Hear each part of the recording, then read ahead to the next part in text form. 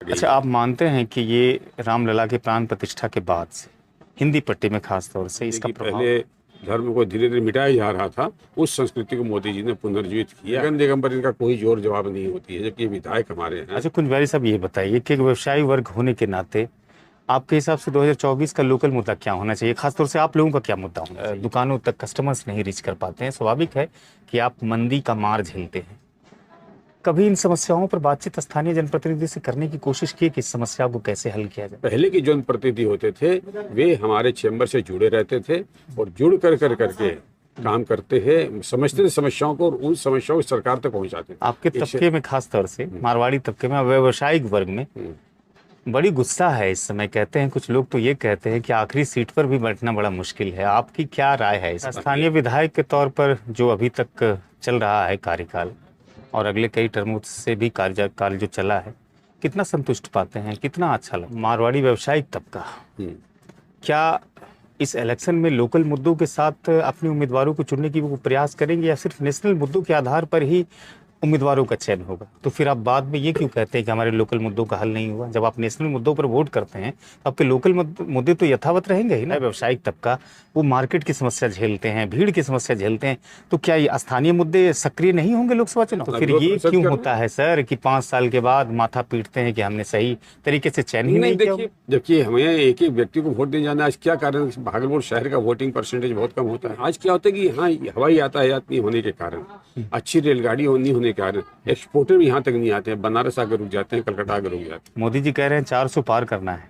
आज इस वीडियो में एक ऐसे सामाजिक कार्यकर्ता कहते हैं या सोशल वर्कर कहते हैं और वर्तमान में भी कई पदों पर है, जिसमें से एक प्रमुख पद है कि DRUCC मालदा ईस्टर्न रेलवे के वर्तमान में वो मेंबर हैं और रेड क्रॉस सोसाइटी जो है उसके ट्रेजरर हैं, कोषाध्यक्ष हैं। नाम है कुंज बिहारी झुनझुनवाला जी। बड़े ही सम्मानित नाम है और बहुत ही अच्छे तरीके से भागलपुर शहर में लोग जानते भी हैं। सर, सबसे पहले बहुत बहुत इस्तकबाल, स्वागत है आपका सिटी टाइम्स के इस खास कार्यक्रम में। धन्यवाद। कहाँ से शुरू करें? लोकसभा चुनाव से करते हैं शुरू। बिल्कुल। आप एक कारोबारी हैं जी, और कारोबारों की स्थिति भी कहते हैं कुछ सालों से अच्छी नहीं है भागलपुर में। शहर में जाम की समस्या, ऑनलाइन की कंपटीशन इतनी ज़्यादा है कि सरदर्द बना हुआ है कारोबारियों के लिए। अब तो चूंकि 2024 का लोकसभा चुनाव है, अपनी बुद्धि का परिचय दीजिएगा। इन समस्याओं को लेकर के सोचते जो है तो एक मरतबा वोट करने से पहले तो ध्यान में जरूर ये रहेगा कि इसका निवारण कैसे हो। क्या लगता है इसका निवारण कैसे होना चाहिए और किस तरह के उम्मीदवारों को तवज्जो देंगे? देखिए, उम्मीदवार कोई भी गलत नहीं होते हैं, ये हमारे पर डिपेंड करता है। जैसे बच्चे होते हैं वो कोई गलत नहीं होते हैं। जब उनको शिक्षा के लिए भेजते हैं तो फिर हमारी ड्यूटी है कि बच्चे पर अपना कंट्रोल भी रखें, ध्यान भी रखें। हम चुन करके उम्मीदवार पर निश्चिंत होकर बैठ जाते हैं कि अब वो सब कुछ करेगा, जबकि हमको इसी प्रकार जागरूक होना है जैसे भी चुनाव के वक्त जागरूक रहते हैं। और अगर हम उन्हें चुन के आने के बाद जब निर्वाचित हो जाते हैं, उन पर अगर अपने बराबर उन पर अंकुश रखें या उनको बुलाते रहें, उनसे डिस्कस करते रहें, उनके बारे में हम लोग जो अच्छा बुरा अगर कमेंट करते रहें तो सुधार शायद हो जाए। ये जरूर है कि हमारी भी गलती है और उनकी भी गलती कि वो भी नहीं आते और हम भी उन्हें नहीं बुलाते हैं। अच्छा, 3 टर्म से आपने स्थानीय विधायक को यहाँ पर वोट किया। हाँ। और 1 टर्म आपने सांसद के रूप में अजय मंडल जी को चुना। टोटल मिलाएंगे तो बहुत साल हो जाते हैं। ये जो समस्याएं हैं, आज आपके दुकानों तक कस्टमर्स नहीं रीच कर पाते हैं, स्वाभाविक है कि आप मंदी का मार झेलते हैं। कभी इन समस्याओं पर बातचीत स्थानीय जनप्रतिनिधि से करने की कोशिश की कि इस समस्या को कैसे हल किया जाए? बिल्कुल, हमारे चैम्बर ऑफ कॉमर्स ने कई बार इनसे संपर्क करने की चेष्टा किया। इनकी अपनी आवाज़, व्यापारियों की आवाज़, हमारे चैम्बर के मैं वाइस प्रेसिडेंट भी रह चुका हूँ चैम्बर ऑफ कॉमर्स से। पहले के जो प्रतिनिधि होते थे वे हमारे चैम्बर से जुड़े रहते थे और जुड़ कर करके काम करते हैं, समझते थे समस्याओं को और उन समस्याओं को सरकार तक पहुंचाते थे। आज इन समस्याओं को सरकार तक हमारे नेता नहीं पहुंचाते हैं, क्योंकि वे हमारे से ही जब डिस्कस नहीं करते हैं, हमारी समस्याओं से जब उनके रूबरू नहीं होते हैं, उनको जानकारी नहीं होती है, वो समस्या क्या जानेंगे। आपके तबके में, खास तौर से मारवाड़ी तबके में, व्यवसायिक वर्ग में बड़ी गुस्सा है इस समय। कहते हैं कुछ लोग तो ये कहते हैं कि आखिरी सीट पर भी बैठना बड़ा मुश्किल है। आपकी क्या राय है इस पर? नहीं, ऐसी बात नहीं है। मैं इस बात को नहीं मानता, तो मेरे को भी जो जानकारी है, अजय मंडल जी ने बहुत सारे प्रश्न उठाए हैं कि मैंने पेपर के माध्यम से देखा और मैं उनसे कई बार रूबरू हुआ हूँ और उन्होंने मुझे कहा था कि झुंझुनवाला जी, मैं प्रचार पर विश्वास नहीं रखता हूँ। मेरे को मेरे वही कमजोरी है कि मैं अपना नाम अखबार में या न्यूज़ देना नहीं जानता हूँ। मैं काम करता हूँ और काम के ऊपर अपना अडिग रहता हूँ। तो मुझे बात अच्छी लगी थी, लेकिन मैंने उनको ये कहा था कि बिना दिखे जो दिखता है वही बिकता है मंडल जी। जिससे थोड़ा प्रचार प्रसार अगर कुछ करते हैं तो उसको मीडिया में जरूर आप दीजिए। अच्छा, स्थानीय विधायक के तौर पर जो अभी तक चल रहा है कार्यकाल और अगले कई टर्मों से भी कार्यकाल जो चला है, कितना संतुष्ट पाते हैं, कितना अच्छा लगता है? देखिए, उनसे तो मैं संतुष्ट नहीं हो पाया, क्योंकि सरकार भागलपुर शहर के अंदर में और शहर के प्रति उनका कोई भी तरह का ऐसा विकास नहीं नजर आया जिससे कि हमें लगे कि हमारे विधायक अपने शहर के प्रति जागरूक हैं। यहाँ बिजली की समस्या, सड़क की समस्या, आज भागलपुर से हम कहलगांव नहीं जा सकते हैं। भागलपुर से ट्रेनों की सुगम अवस्था नहीं है।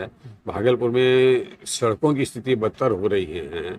रोज एक सड़क टूटती है, फिर पाइप के लिए टूटती है, फिर बिजली के लिए टूटती है। एक बार उसका प्लानिंग करके काम नहीं होता। नगर निगम पर इनका कोई जोर जवाब नहीं होती है, जबकि विधायक हमारे हैं, उन पर मैं इनको थोड़ा सा। आपका मारवाड़ी व्यवसायिक तबका क्या इस इलेक्शन में लोकल मुद्दों के साथ अपने उम्मीदवारों को चुनने की वो प्रयास करेंगे या सिर्फ नेशनल मुद्दों के आधार पर ही उम्मीदवारों का चयन होगा?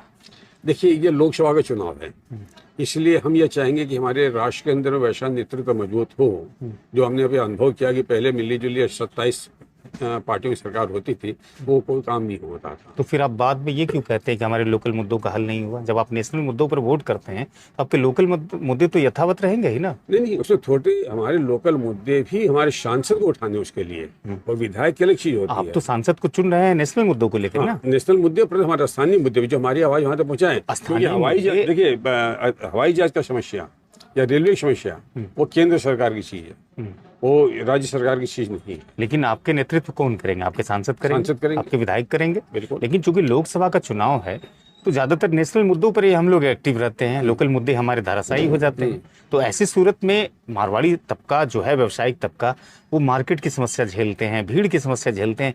तो क्या ये स्थानीय मुद्दे सक्रिय नहीं होंगे लोकसभा चुनाव में? बिल्कुल होंगे, और हम उनसे बात उठा रहे हैं, उनको उनका अपनी आवाज पहुंचा रहे हैं। तो फिर ये क्यों होता है सर कि 5 साल के बाद माथा पीटते हैं कि हमने सही तरीके से चयन ही नहीं किया? देखिए, मैं माथा नहीं पीटता। मैं तो अपनी कमजोरी देखता हूँ या व्यापारिक वर्ग की कमजोरी मानता हूँ कि हम जागरूक 5 साल क्यों सो जाते हैं। हम तो वोट देने भी नहीं जाते हैं, जबकि हमें एक एक व्यक्ति को वोट देने जाना। आज क्या कारण? भागलपुर शहर का वोटिंग परसेंटेज बहुत कम होता है, तो हमारी गलती है। मैं इसमें कुछ नहीं इसमें मानने को तैयार हूँ कि सारी गलती उन्हीं सांसद की है।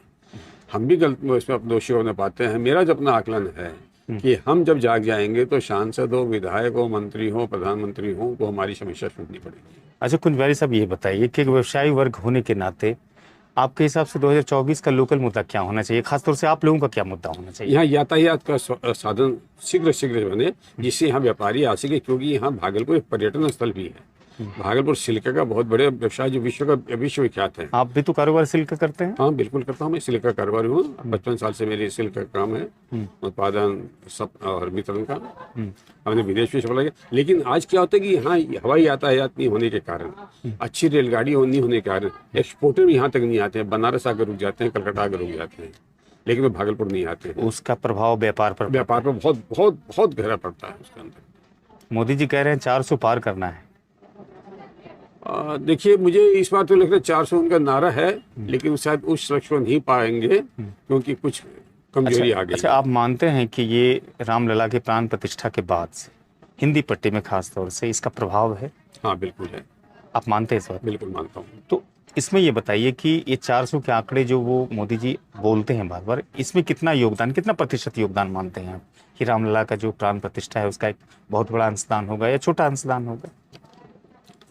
नहीं, हिंदी पट्टी में इसका बहुत प्रभाव पड़ेगा, क्योंकि जो चीज़ की बरसों ही बरस से जो है सो उसके लिए आंदोलन चल रहा था, और वो मतलब धर्म को एकदम समझ लिए कि पहले धर्म को धीरे धीरे मिटाया जा रहा था, उस संस्कृति को मोदी जी ने पुनर्जीवित किया है, संस्कार पैदा किए हैं देश के अंदर में। ये धार्मिक उन्माद नहीं पैदा किया है, लेकिन एक जो संस्कार और धार्मिकता और एक जो सामाजिकता चीज़ है उन्होंने पैदा किया है, उसका असर पड़ेगा। सर, शुक्रिया बातचीत करने के लिए, सिटी टाइम से, और समय देने के लिए आपका बहुत बहुत आभार, बहुत बहुत धन्यवाद, शुक्रिया आपका। तो ये कुंज बिहारी झुनझुनवाला साहब थे जो कह रहे थे कि राष्ट्रीय मुद्दे के साथ साथ स्थानीय मुद्दे भी सक्रिय होंगे 2024 के लोकसभा चुनाव में।